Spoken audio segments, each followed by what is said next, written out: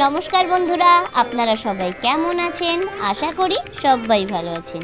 আমি সুমনা চলে এসেছি আজকে একটা নতুন রকমের রেসিপি নিয়ে, নিরামিষ কুমড়োর তরকারি।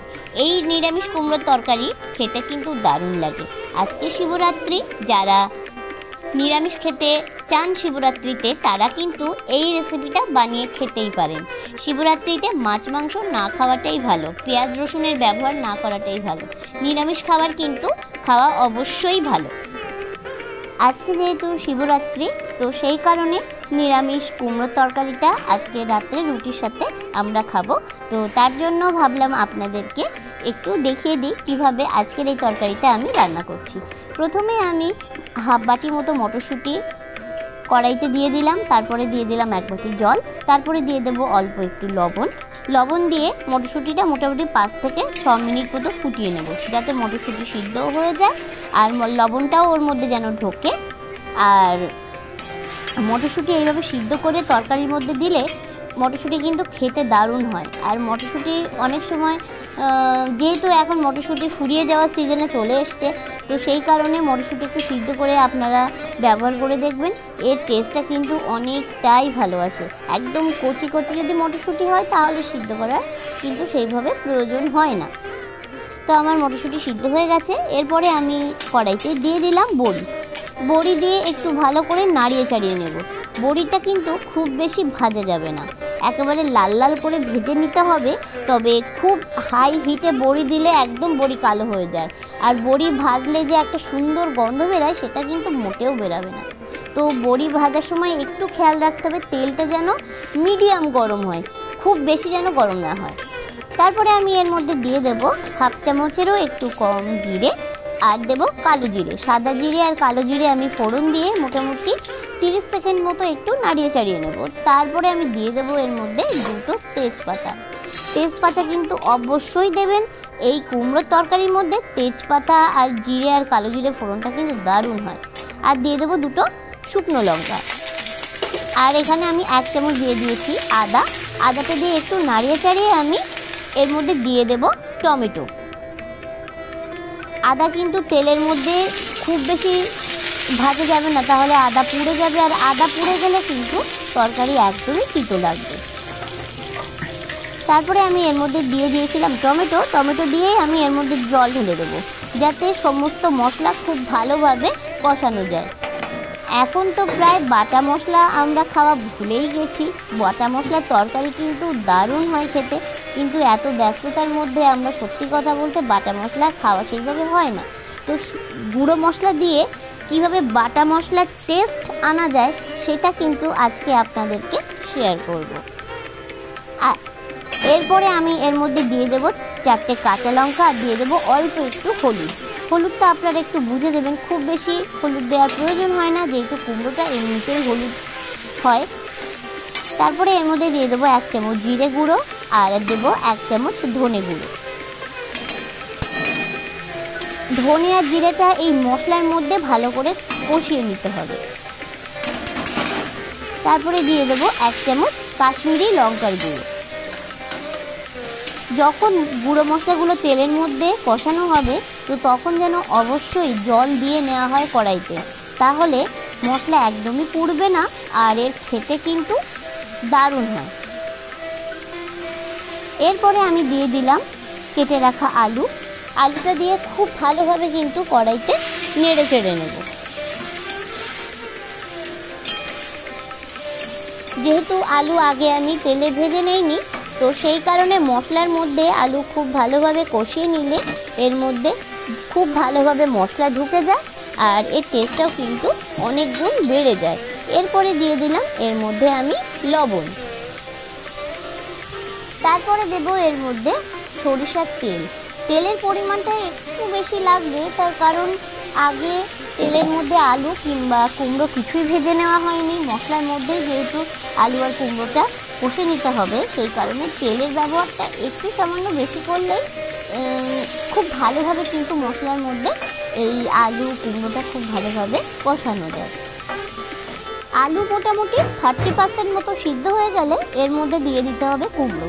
কুমড়ো আর আলু একসাথে কিন্তু সিদ্ধ হয় না, কুমড়ো খুব তাড়াতাড়ি সিদ্ধ হয়ে যায়, আলু একটু সিদ্ধ হতে দেরি হয়, সেই কারণে আলুটা আগে মশলার মধ্যে ভেজে নেওয়া হয়েছে। এরপরে কুমড়োটাও খুব ভালোভাবে ভেজে নিতে হবে মশলার মধ্যে, যাতে এই সমস্ত মশলাটা আলু আর কুমড়োর মধ্যে খুব ভালোভাবে ঢুকে যায়।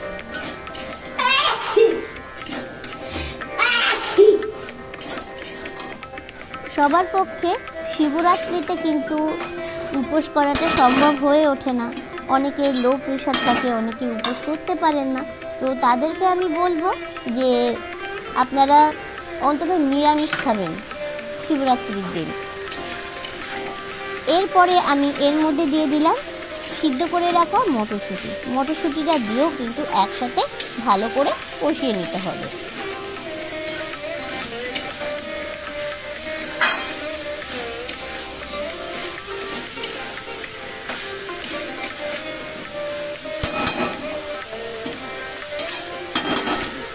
এইভাবে একবার কুমড়োর তরকারি করে দেখবেন রুটির সাথে কিংবা পরোটার সাথে, এটা কিন্তু দারুণ জমে যায়, দারুণ জমে যায়। বিশ্বাস না হয় যদি একবার আপনারা নিজেরা বাড়িতে এই রেসিপিটা ট্রাই করেন, তাহলে নিজেরাই বুঝতে পারবেন যে এর টেস্টটা কতটা সুন্দর হয়। এরপরে আমি এর মধ্যে দিয়ে দেব জল। জলটা একটু বেশি দিতে হবে, কারণ আলুটা সিদ্ধ হবে, কুমড়ো সিদ্ধ হবে, তো মোটামুটি দেখে বুঝতেই পারছেন জল কতটা পরিমাণে দিয়েছি। যেহেতু এই তরকারিটা রুটি, পরোটা, লুচির সাথে খাওয়া হবে, তো সেই কারণে খুব বেশি ঝোল কিন্তু রাখা যাবে না, একটু গামাকা গামাকা হবে, তো সেইটা একটু আন্দাজ করে আপনাদের জলটা দিতে হবে। এরপরে আমি এর মধ্যে দিয়ে দেব ভেজে রাখা বড়ি। বড়িটা ভেজে নেওয়ার পরে আমি একটু হাত দিয়ে চাপ দিয়েছি, তো তাতে দেখে বুঝতেই তো পারছেন যে বড়িটা একটু গুঁড়ো হয়ে গেছে। এইভাবে যদি বড়িটা এরকম ভেঙে দেওয়া যায়, তাহলে বড়িটা খুব সুন্দরভাবে সিদ্ধও হয়ে যায় আর খেতেও কিন্তু ভালো লাগে। আর এর মধ্যে দিয়ে দেব 1 চামচ চিনি। কুমড়োটা যেহেতু অনেকটাই মিষ্টি ছিল, তো সেই কারণে আমি 1 চামচ চিনি দিয়েছি। যদি আপনারা টেস্ট করে দেখে মনে হয় যে আর একটু চিনি লাগবে, তাহলে আপনারা কিন্তু আপনাদের টেস্ট অনুযায়ী চিনি দিয়ে নিতে পারেন।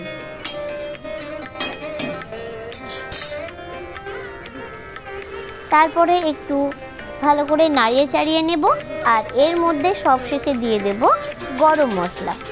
গরম মশলা দেব আর দেব ঘি। ঘি আর গরম মশলাটা কিন্তু অবশ্যই দিতে হবে, কোনো মতে স্কিপ করা যাবে না। যদি গরম মশলা দিয়ে আপনারা এই রেসিপিটি রান্না করতে পারেন আর ঘি দিয়ে, তাহলে কিন্তু এর স্বাদটা দ্বিগুণ বেড়ে যায়, আর এর মধ্যে একটা অন্য রকম ফ্লেভার আসে, যেটা আপনারা নিজেরা যদি না রান্না করেন তাহলে কিন্তু বুঝতে পারবেন না, আমি যতই বলি না কেন। আমি একটু আলুটা চেক করে দেখে নিচ্ছি যে আলু সিদ্ধ হয়েছে কি না। কুমড়ো তো সিদ্ধ হয়ে গেছে, দেখেই বুঝতে পারছেন আলুটাও কিন্তু সিদ্ধ হয়ে গেছে। এরপরে আমি ঢাকা দিয়ে রাখবো মোটামুটি 5 থেকে 6 মিনিট মতো। একদম লো ফ্লেমে কিন্তু দিতে হবে। আর নামিয়ে নেওয়ার আগে দিতে হবে ঘি। ঘিটা একটু বেশি দিতে হবে, কারণ নিরামিষ তরকারির মধ্যে ঘিয়ের ব্যবহারটা একটু বেশিই হয়। এরপরে নাড়িয়ে চাড়িয়ে আমি ঢাকা দিয়ে রাখবো 5 মিনিট 6 মিনিট মতো। তারপরে একটা বোলের মধ্যে বা প্লেটের মধ্যে গরম গরম পরিবেশন করে নিলেই আজকের রেসিপি কিন্তু একেবারে রেডি হয়ে যাবে। আজকের রেসিপিটা কেমন লাগলো আপনাদেরকে কমেন্ট করে জানাতে ভুলবেন না। যদি আপনি আমার চ্যানেলের নতুন বন্ধু হয়ে থাকেন, তাহলে অনুরোধ জানাই চ্যানেলটাকে সাবস্ক্রাইব করে পাশে থাকা বেল আইকনটা প্রেস করে দেবেন। যখনই আমি নতুন নতুন ভিডিও আপলোড করব, সবার আগে আপনারা দেখতে পাবেন। আর অবশ্যই আপনাদের মতামত জানাবেন। আর যদি কোনো রেসিপি দেখার ইচ্ছে হয় আমার রান্নাঘরে, তাহলে অবশ্যই কমেন্ট করে জানাতে ভুলবেন না। আর যদি আমার সাথে গল্প করতেও ইচ্ছে হয় বা আমার কোনো গল্প শুনতেও ইচ্ছে হয় রান্না করতে করতে, সেটাও কিন্তু কমেন্ট করে জানাবেন। তাহলে নেক্সট ভিডিওতে আমি আপনাদের চেষ্টা করব আপনাদের মনের মতো করে ভিডিও আপলোড করতে। সবাই ভালো থাকবেন, সুস্থ থাকবেন। নমস্কার।